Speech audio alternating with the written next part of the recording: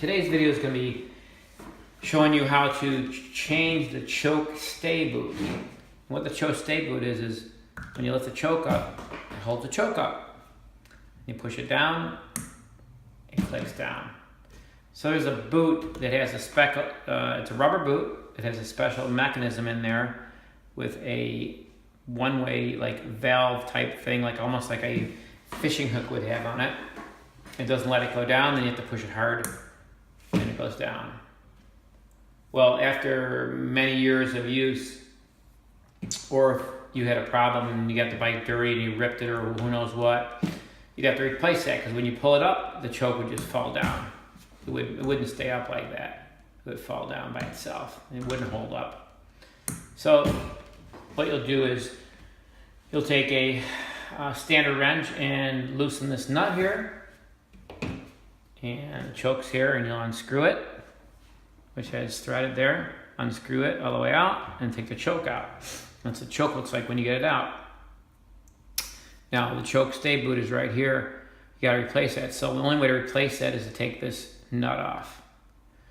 And they're pretty out and they're pretty tight from the factory. So we put a special glue on them, but it's not a big deal. So you pull this back here.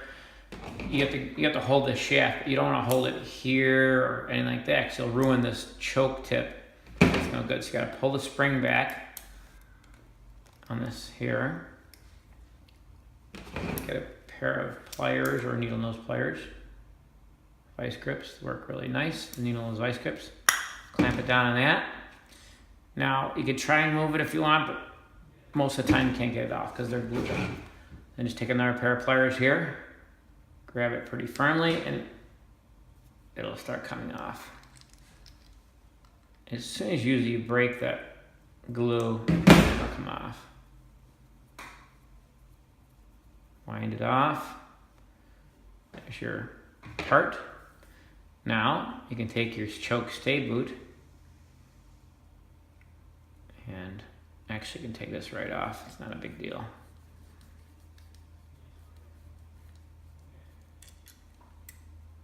Now, all you have left is your piston and the spring. You can leave that together.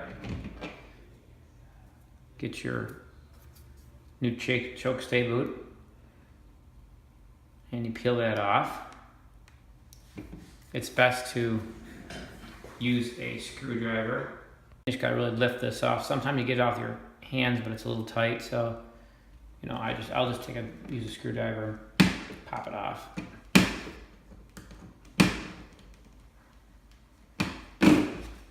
So I just popped it off there, and that's a little choke stay boot. And then this is all you have left. So now we're gonna go ahead and grab a new choke stay boot that we just ordered. Sometimes it's good to put a little grease on it. It goes on easier. And then there's a lip here, so it's got a catch on that lip. So I start it there and just kind of wind it on, and it grabs and it won't come off. And that's on. So now we're just going to put it back together in a reverse mode. Put it on here. Put it through. I screw it on because that is threaded, so you kind of screw it through there. So it goes past there. Now you got that in there. And then you take your nut. And the best thing to use is blue Loctite. So a couple drops of blue Loctite in there. If you don't have that, you can use a drop of super glue, but it makes it real hard to get it off the next time. So I really recommend getting the blue Loctite. So you got your blue Loctite in there, and the same thing, grab it here, and you screw it on. And now I pull this back and I'll screw this on till it stops, and then maybe back it off just a little bit so it's not at the stop. And that's it. Now it's gonna have to set up before it is, tight on there, but that's really pretty much it.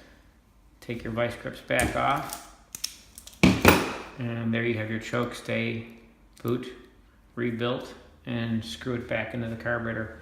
Best thing to do when you screw it back into the carburetor is set it on. Now it's on like that, and then it's a lot easier to screw into the carburetor because you're not trying to choke it as it goes.